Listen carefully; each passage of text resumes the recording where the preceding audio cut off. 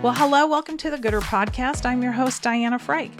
As partner and CMO of Retail Voodoo, an award-winning branding agency, I have met and worked with some of the most amazing women in the naturals industry, food, beverage, wellness, and fitness. As such, I decided to create the Gooder Podcast to interview these great people and subject matter experts and have them share their insights and expertise and passions to help businesses all around the world become gooder. So today we get to meet Miss Maisie Antoniello. Did I get that last name right? Excellent. Got it. All right. Vice President of Marketing at Jones Soda, a little local favorite here, a premium craft soda brand based out of Seattle with one-of-a-kind packaging and customer engagement. Maisie has over 14 years of experience in the food and beverage industry and has been tasked with leading the turnaround of this beloved brand. We're going to talk a little bit about that, a little bit about her time at Frito-Lay and Starbucks, and how she uses her experience from working with brands like Cheetos and Frappuccino to help brands scale for growth by making them relevant for today's customer. We're going to talk a little bit about the secret sauce that you've mentioned in your bio, so that'll be so fun. So welcome, Maisie. So glad to see you. Thank you so much for having me. This is a lot of fun. Oh, it's good. Awesome what you're doing. So. Yeah. Oh, thank you. I love chatting with other women from the biz in the Seattle area, and you are just stone's throw from me. You're like north of Seattle, and I'm north of Seattle technically too, but you're on the west side. I'm on the east side. Hey. Yes. Totally. Yeah. And then I think you know Miss Janet Lee, who I interviewed about a year ago. Is that right? We do know each other. We have a couple of mutual friends, and our stories and our backgrounds are super parallel. So it's actually really? It's great in that, like, given where she is kind of at this place and where I am, now it's a different kind of relationship where, like, sometimes she hits me up like, I need a agency for X, and I'm like, I need a vendor for this. And so it's kind of great that we've kind of grown up together in that way. Oh, yeah. That's so fun. I love it. Miss Janet is probably more connected than I am, which I used to have a lot of pride in the fact of my network, but every once in a while when I meet somebody else that is like even more of a networker for me, it's always like, oh, that's like a pro superpower there. So that's awesome. Totally. She and I overlap a lot, so that's fun that we know each other through her. Yes. Yeah. So, I always like to start at the very beginning of my podcast with this story about the brand. And now you've been there for a couple of years now. Maybe you can give us a high level of Jones Soda. Who is Jones and what does it stand for? Yeah, so Jones Soda Company has been around. This is our 25th year, actually. Oh, my goodness. And we think of ourselves as the people's craft soda. And I do this in a lot of meetings, so I just have it handy now. Yeah. So our packaging, we call ourselves the people's craft soda because everything is really kind of co-opted by consumers. The labels and the pictures are 100% consumer submitted. If you open this bottle, you'd find a fortune that was consumer sent. And so we really I am proud because we are a brand that has allowed itself to be democratized by its consumers in a really cool way. Most people remember us and know us for our really bright colors and our fun flavors. Yeah, and so, yeah, that's our story. So the last 18 months, right, it's been lots of big things, big moves for you, big events with things like pandemics. Maybe you could share a little bit about what is happening with Jones Soda. Maybe you can talk about some of the challenges and things that have gone on behind the scenes. And I think you have a unique perspective of it because you come from much larger CPG. So there's probably a lot of big aha, like, oh my gosh, I didn't even think that about something like that to manage. So why don't you share about that a little bit? Yeah, there's so much. I don't even know where to begin. But I would say, in 2020, there was a lot. We went through a bunch of leadership changes, different CEOs and such. So that's one thing, I think. And kind of in parallel while that was happening, obviously COVID hit. Because we are a soda company, we were hit. We have a fountain slash food service business, right, which was pretty impacted because fountain soda, if you didn't know, is pretty profitable. So that actually was pretty painful in the beginning of the pandemic. With some of these leadership changes, there's just a lot in the beginning of like what's happening, and people in the very beginning in like the toilet paper days like weren't buying craft soda. Like, imagine that. They weren't stocking up on that. And so those early days of like April and May 2020, Yeah. those were scary days, I would say. Mm-hmm. And kind of in that journey, my marketing budget got completely swept. Of And course. so Yeah. I remember the interim CEO at the time, who's now on our board, was like, we're going to do zero-based marketing. I'm like, what does that even, like, I don't even know what that means right now. Yeah. Like, I don't. And so what I would say in the moment, it really sunk for lots of reasons, obviously. But Yeah. what I would say is, and what I often tell people now is, sometimes when everything is stripped away from you, you lean into like what makes you different. What is your point of difference? And as I said, with craft soda, knowing that these labels are 100% consumer submitted, and Yeah.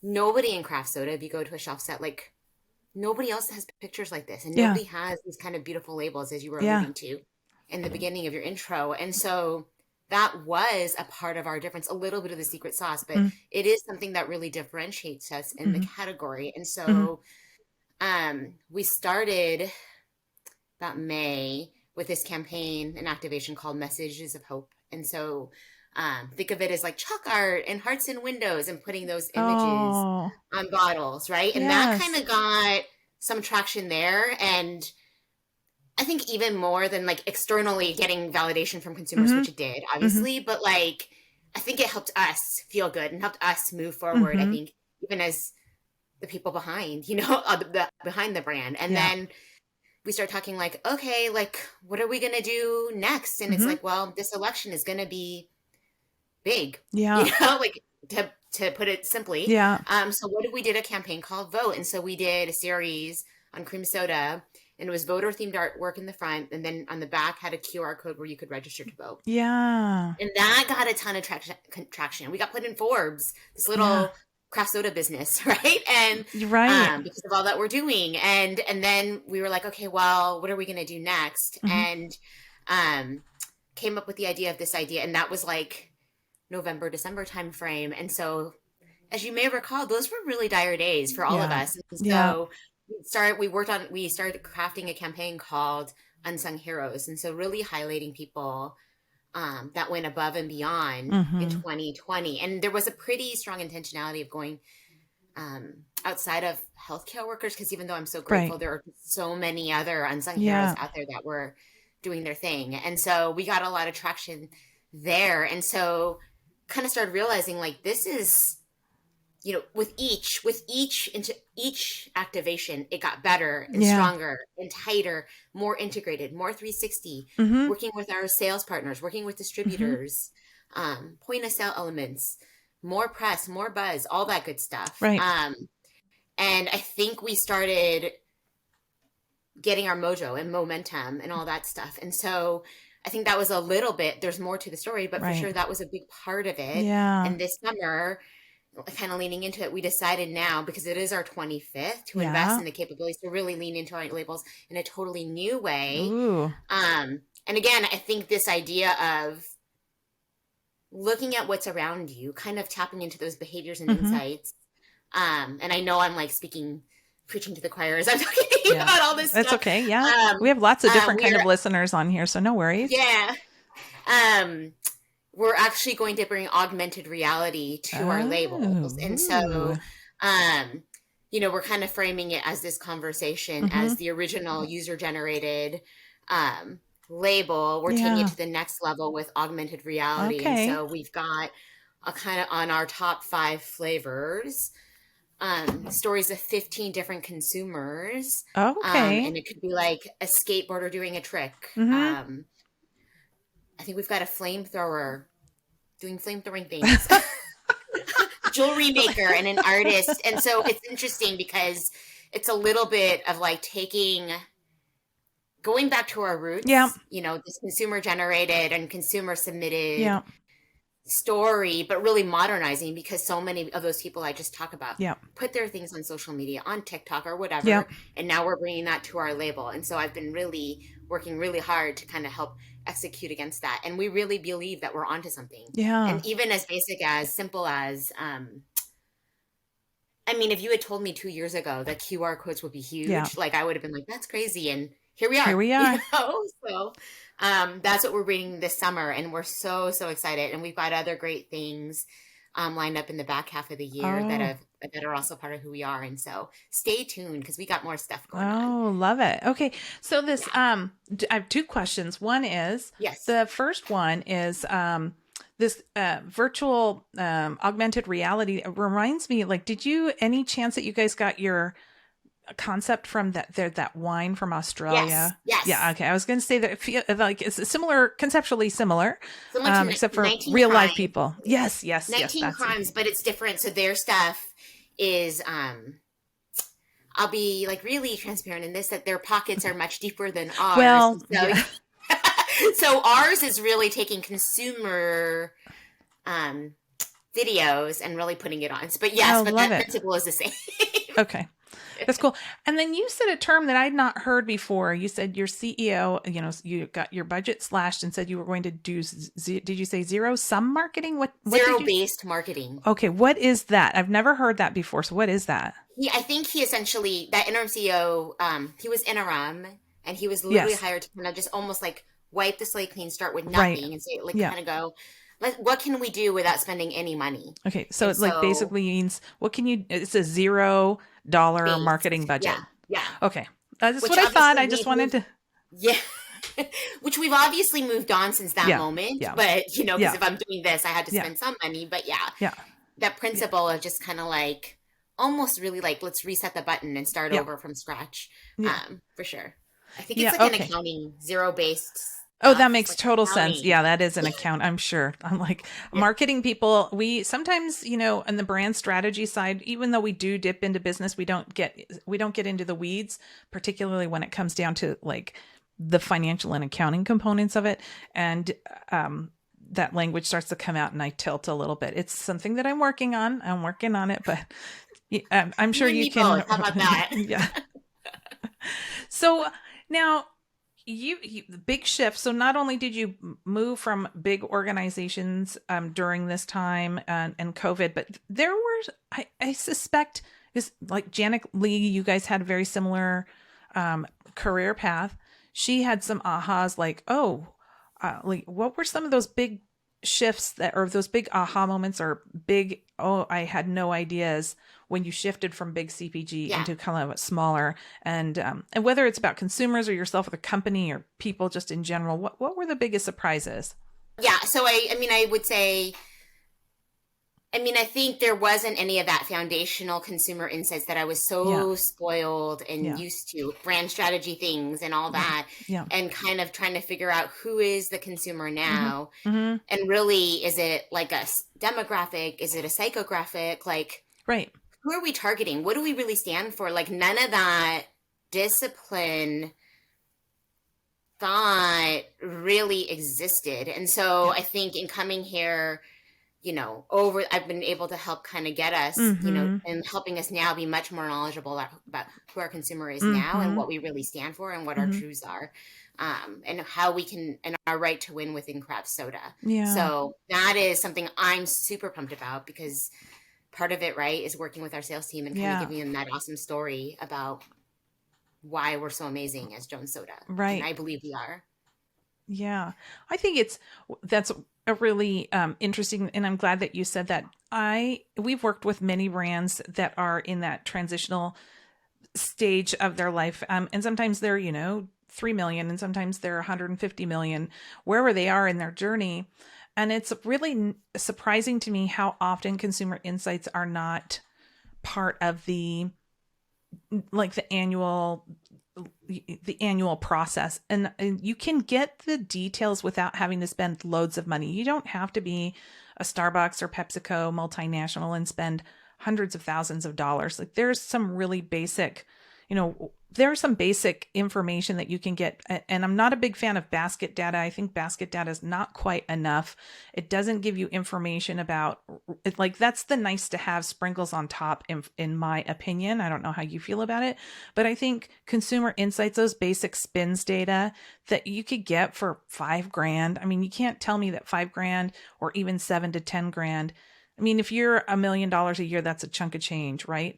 But if you're a $25 million company, if you're a $50 million company, that's a chunk that you can apply to a future ROI. And I'm always surprised at how frequently that information isn't collected. Now, part of the time, the reason that information isn't collected, Macy, you probably will agree with this, is there's nobody internally that knows what to do with it. So why pay for something that somebody doesn't know what to do with? So there's a little bit of that, hiring somebody externally to help you dissect that information, make sure you've got a target audience, and et cetera, et cetera.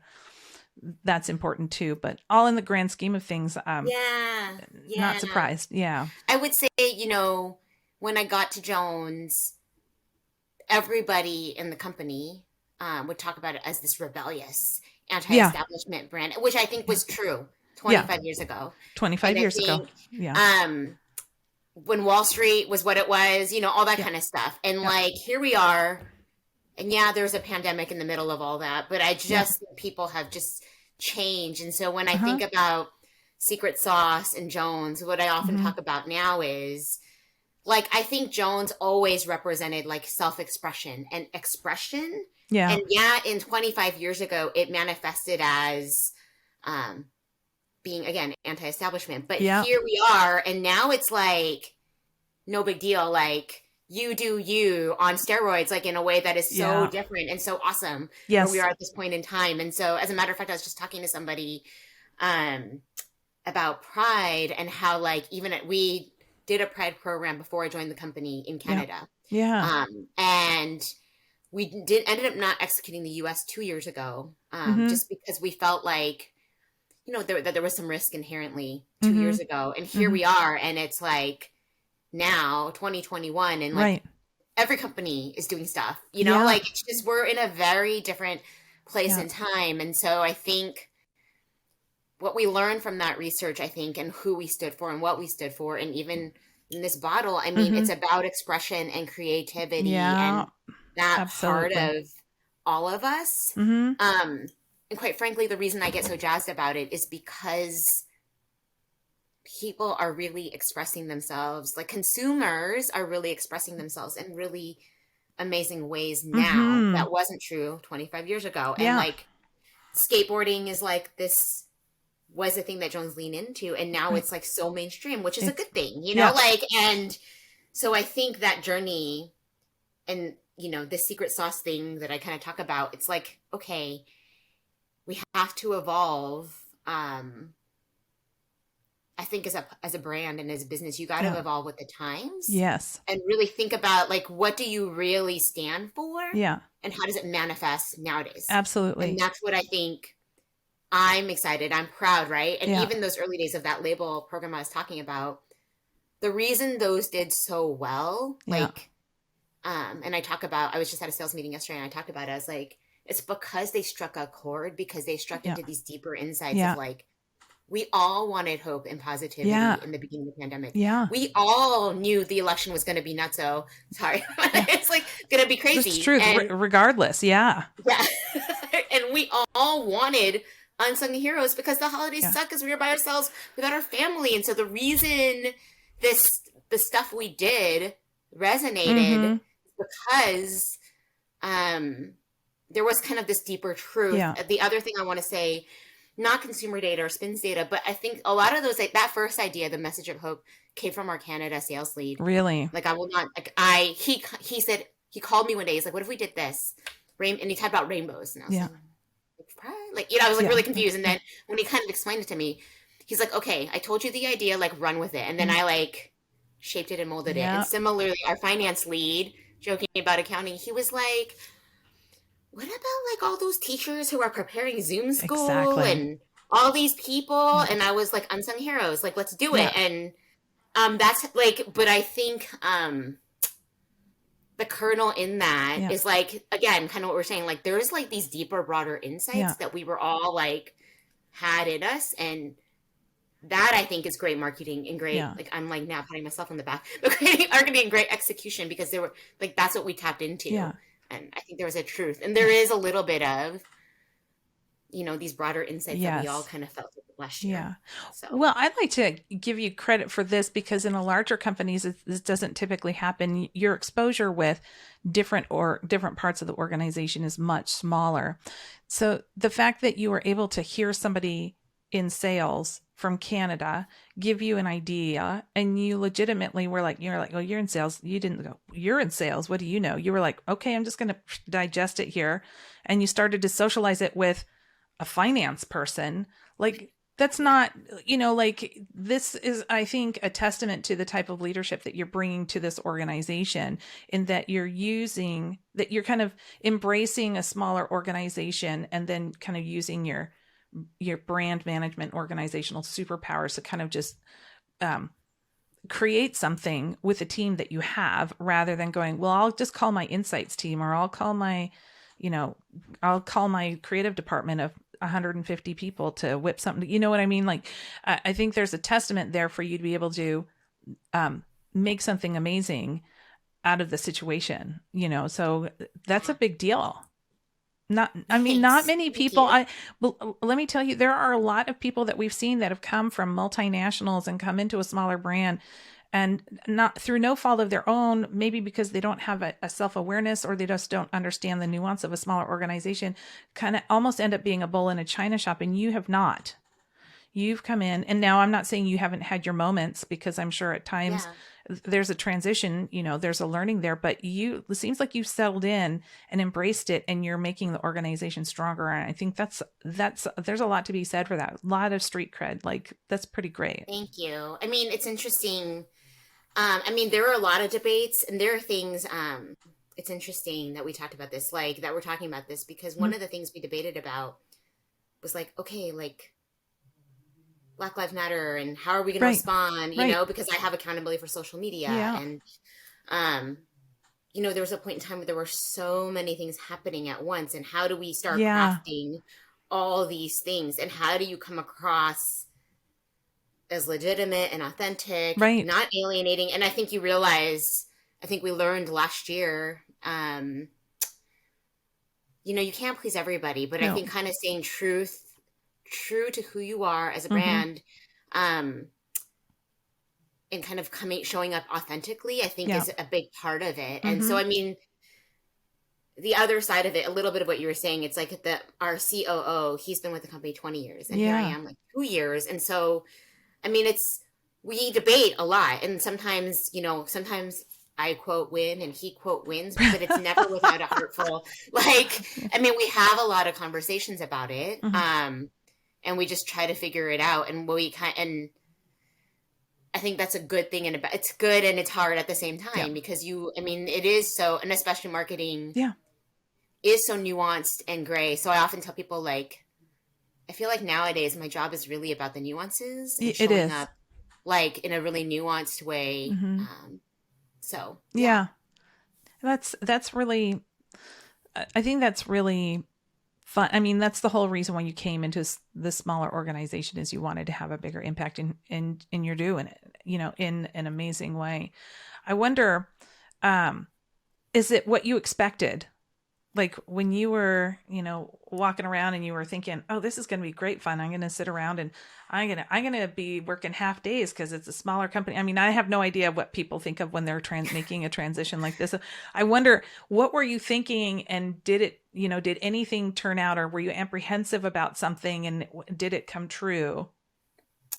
It wasn't it's such a good question. It wasn't what I expected. That's for sure. It took I think it's hard because, I think what was really hard, because it's a small company, and we kind of talked about this a lot. Like, there was really no data, because we're publicly traded. We're an $11 million business right now.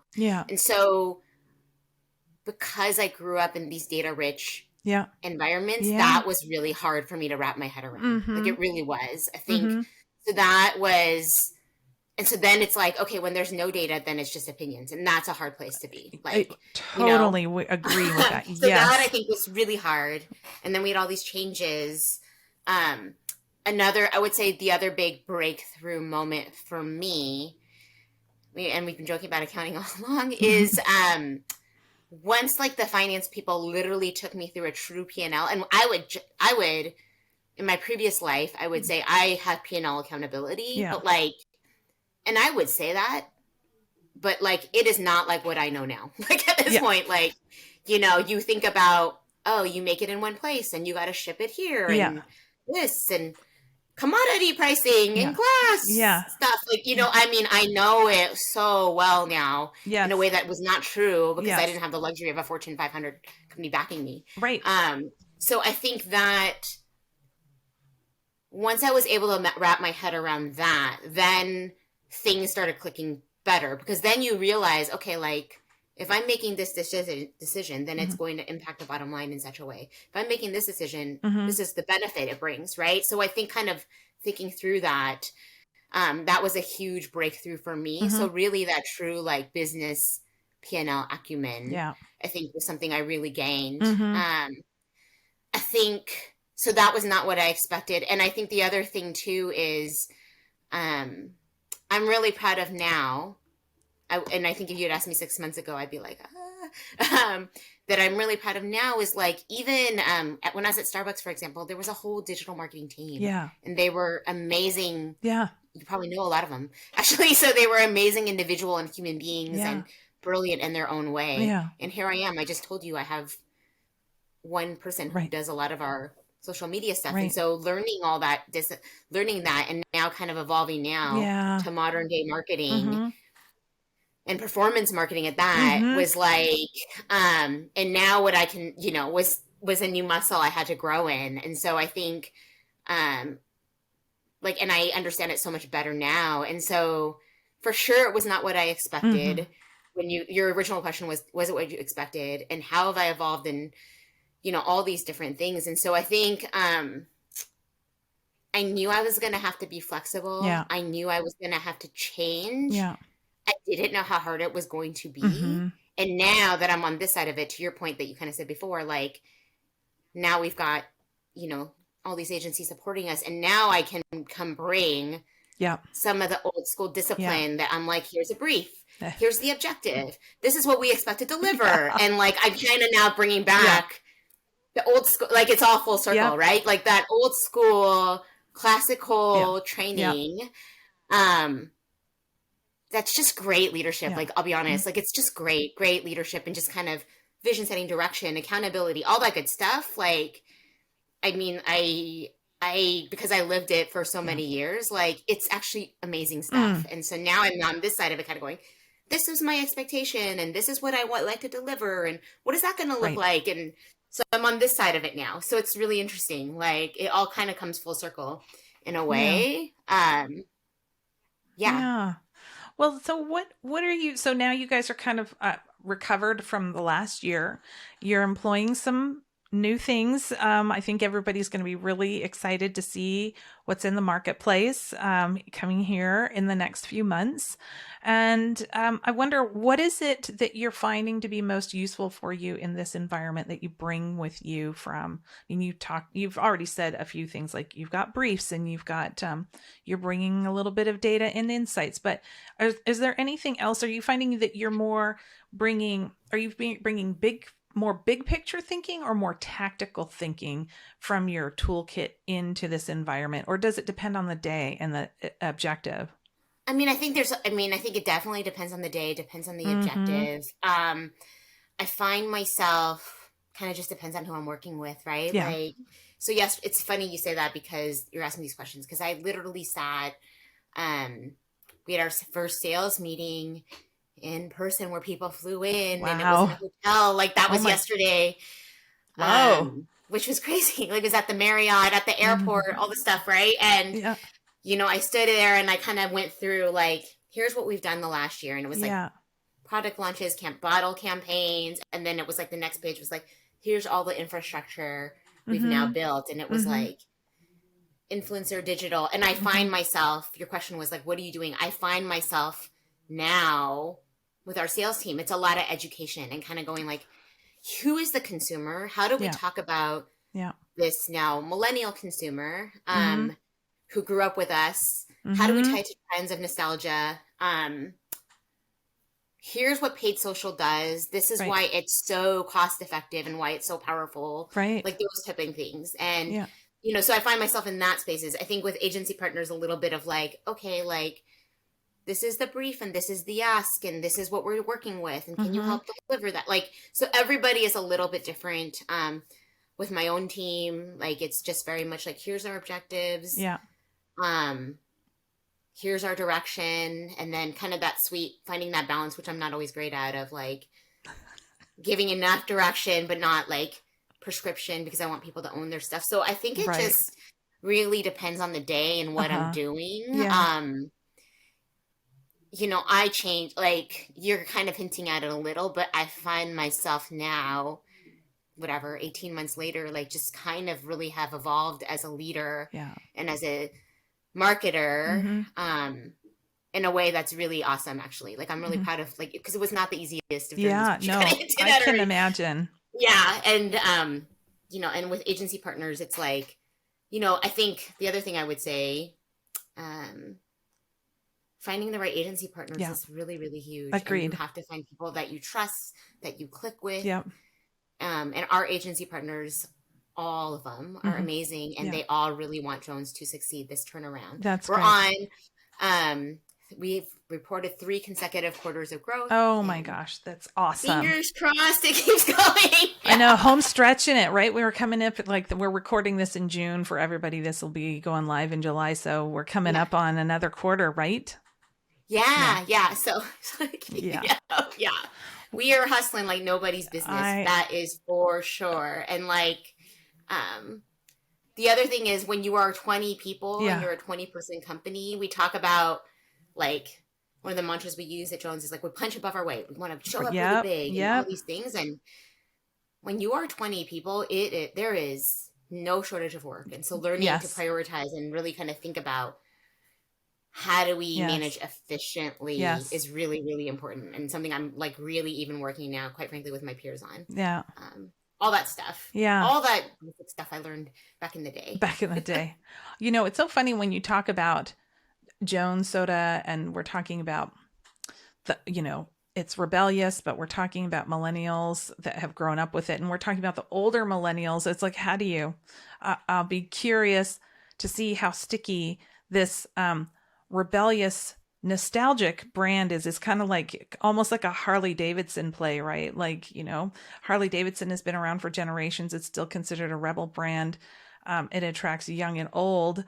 It's very strategic and calculated. So I think playing that is really hard, though, because the nostalgia play sometimes turns off the younger audience, and the younger and too much of a rebel, because the rebel for millennials was anti-establishment, right? We were talking about, we had kind of punk rock was kind of ending. You had hip hop and you had alternative rock going on in the 90s when this brand came out.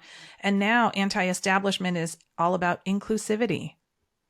It's all about, we love everybody. We love everything. Like, you talk to Gen Z and Gen C. I don't know what they're going to end up being called, but this group that, you know, the teenagers and kids that are growing up through this COVID time, and they're all about inclusivity and love and no fighting. And that's considered anti-establishment, which kind of makes the rest of us like look around ourselves and go, wow, you know, we've got some growing up to do. Like, these younger kids are really pulling it together and showing us what's what. So I think it's interesting to see how brands like yours evolve through that, because it does take an evolution to embrace the old and the new at the same time. I wonder what kind of advice, you know, having come out of what you're coming out through, and, you know, in 2 years, your advice might be a little bit different, but for brands and new brand leaders who are coming into these younger and smaller organizations, what kind of advice do you give them,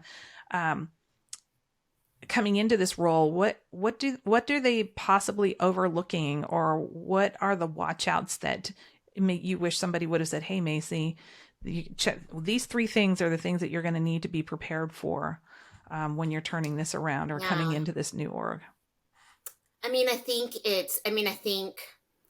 the litmus test is like, really understand like what is your central truth and what you stand for. So when I worked on Cheetos, it was like the consumer was like kind of like this inner kind of like this inner you, the kid in all of us, is how we would talk about it. Yeah. And there are these universal truths, right? That you realize, okay, like that is a part of your DNA. And realizing too, I think, so like that, I think it would be point 1 is like, what is that inner truth? What do you represent And actually it's funny as we're talking through it, like all these brands I've been on have kind of evolved, right? And like with Yeah. Frappuccino, Yeah.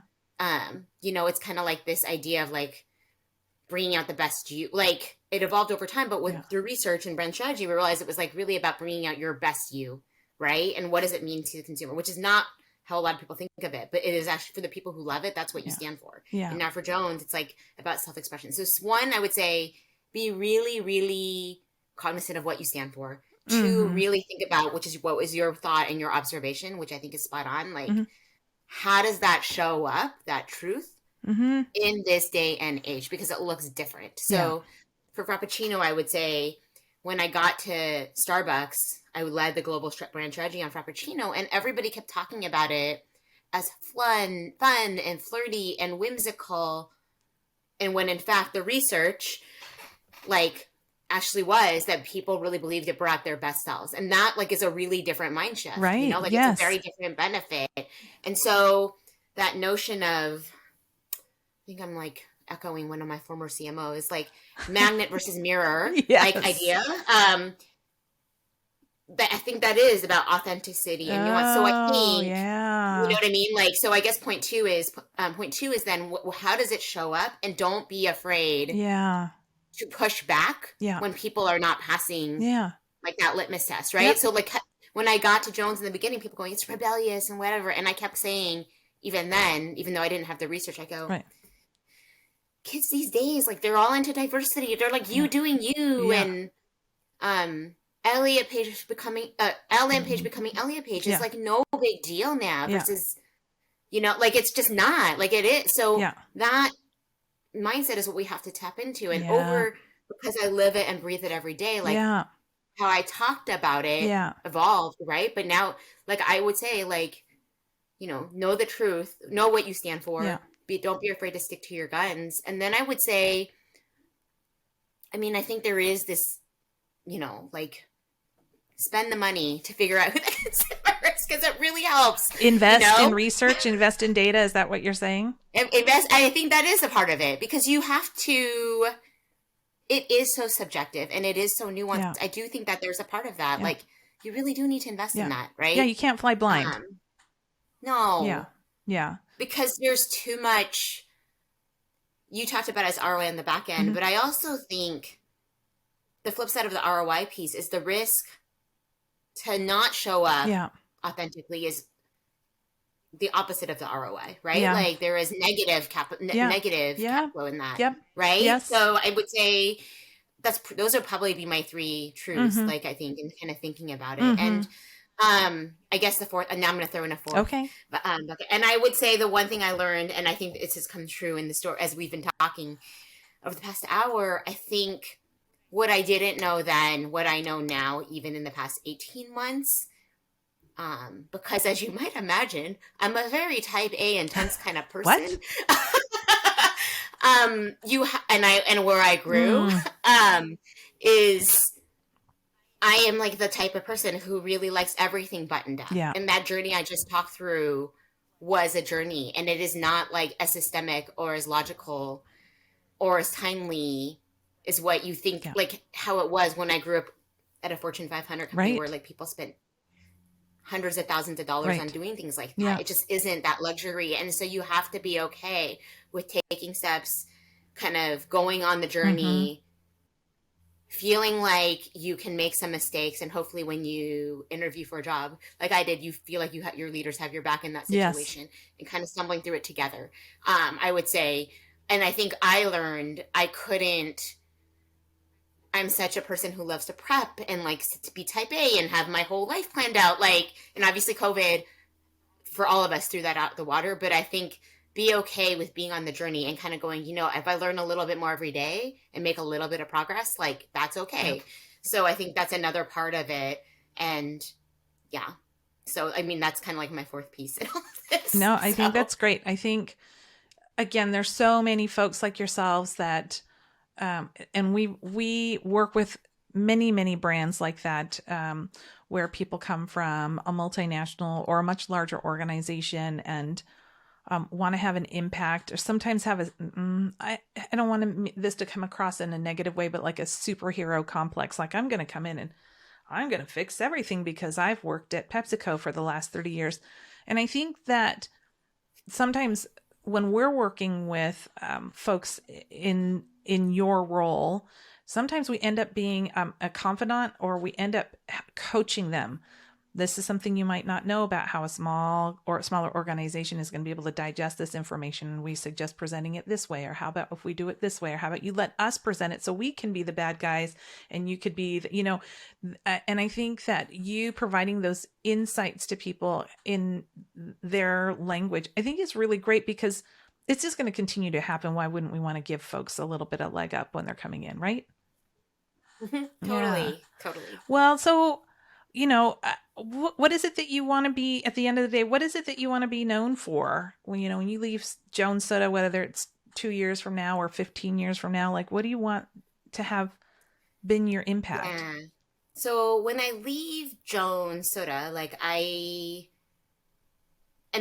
definitely feel like I'm just a stronger business leader holistically as one. So that would say when I leave, that's how I already know at that point, like now that I'm like leaving much smarter, stronger, confident, and all that stuff. So that's kind of the first point. I would say long term, what I'm really enamored with, and we'll see how I do, is the idea of profit and purpose together. And I think that's a lot of like being at Starbucks, and there was pockets of that in PepsiCo and definitely at Starbucks with Howard Schultz. I would love to kind of bring that discipline, to another company that's maybe a little bigger than Jones, not as big as a Starbucks, somewhere in the middle, and really kind of help shape it. Like, and I love that idea of the two, because my values are really important to me. And true, they are diversity and all that stuff is Gen Z values, but they happen to be Macy values too. So like, I think idea of profit and purpose, like I think is what I'm enamored with now. And I don't know how that'll show up exactly. But that's kind of that's what's on my radar next. I love it. Yeah. Well, our time is almost up. I think we probably could chat for another hour or so, but 100%. Yeah. I'm loving this. Good. I'm glad that you're comfortable. I have a few questions that I like to ask absolutely everybody, that are just kind of on the funner side. So the first one is, maybe you can tell us a little bit of a happy hour tidbit about whether it be Frappuccinos or Cheetos or craft soda, that you can share something like that with us. Yeah. Call it a happy hour fact. So you know how everybody hates Cheetos because it makes your fingers really sticky and gross and that dust, let's call it deposit dust, is on the end. There actually was a concept back in the day, and they actually had kind of they called it clean paws, where it wouldn't leave dust on you. Yeah. And what we came to the conclusion was, even though it's one of those things, scores great, addresses a big barrier, but like really, that kind of dust at the end where you lick your fingers at the end is part of the sensory signature. And that's why it's never been, even though it's a declared barrier, it'll probably, my data is like 15 years old now. So who knows? I don't think they'll ever abandon it, but No, that makes total sense. We talk about how in food and beverage brands, when you are able to create a, what is it? Like, I can't think of the word, but like whenever you do something related to, drinking or eating, that just solidifies the brand. So like, Corona and a lime, those are so embedded that everybody drinks it that way. Most everybody drinks it that way. So that's very interesting, because I had never even considered that. But the licking the fingers after you eat your Cheetos is definitely a thing. It's part of the eating the Cheetos process. Yes. Oh, I love it. Okay. Crazy. Okay. So what other women leaders or rising stars are out there that you would like to elevate? And they can be in the food and beverage, bev industry, or they could be in any industry at all. So, one person that I through the pandemic really started following, this is going to be very revealing about me, was Katie Couric. And I started listening to her even before, because I feel that she, was always kind of like this, at home, like girl next door person on Today. Yeah. And obviously she is a legit journalist, but during the pandemic, I would start following her on Instagram because like she would do like these daily updates on COVID that were super relevant, super to the point, super concise. Then I sign up for her email newsletters and I get like a rundown of the day because I don't have a ton of time. Yeah. Like literally kind of the top headlines. And what I realized through reading her newsletter is like, she is kind of her own media mogul in her own way of like how she markets. And she's got this partnership with Sleep Number and all these other things. And I just thought it was really interesting. In a way, it's not different. And she obviously has a podcast. And Celebrity Friends, all that good stuff, right? Yeah. But like, it's not too different from even like the Skim, but like probably targeting someone like me, like an older demo in a way. Yeah. And so I just think that, I don't know, I just really admire her because I don't know, like she's been retired or not retired. She kind of stepped out of tourism a long time ago, but she's still doing her thing. And I think it's super admirable to take that. So. She has an aw shucksiness about her, doesn't she? And she has that you're right, that authenticity, yet she's kind of a hard-hitting journalist at the same time when the time calls for it. So, yeah. Okay. Well, what brands or trends in the food and biz category do you have your eye on and why?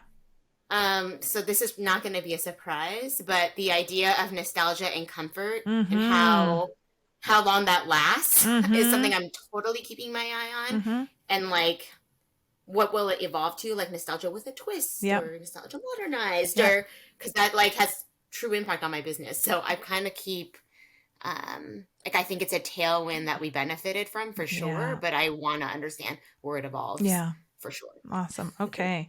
How are you keeping yourself sane today or these days? I don't think I do the best of jobs, I'll be honest, but I would say, I mean, I'm a big believer in therapy for sure. So that I still do like, I talk to my therapist like once a month, lots of walks now that it's like sunny in Seattle, like try to walk with the dog for at least 15 to 20 minutes, get some fresh air. Yeah.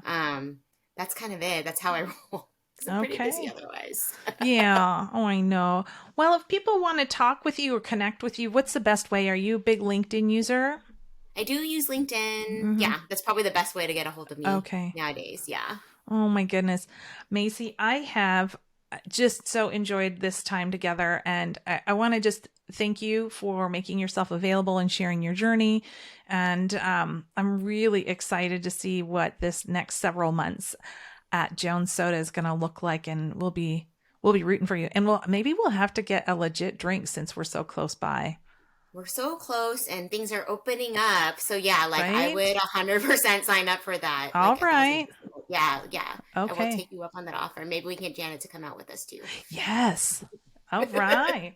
Well, thank you so much. And hey, everybody else, have a great rest of your day. Thanks for listening. This episode is sponsored by Retail Voodoo, a creative marketing firm specializing in growing, fixing, and reinventing brands in the food, beverage, wellness, and fitness industries. If your naturals brand is in need of positioning, package design, or marketing activation, we're here to help. You can find more information at retail-voodoo.com. And so there you go. I hope you enjoyed this episode. Thank you so much for hanging out with us today. And if you haven't already, be sure to subscribe to this channel and share with your network. Until next time, be well and do gooder.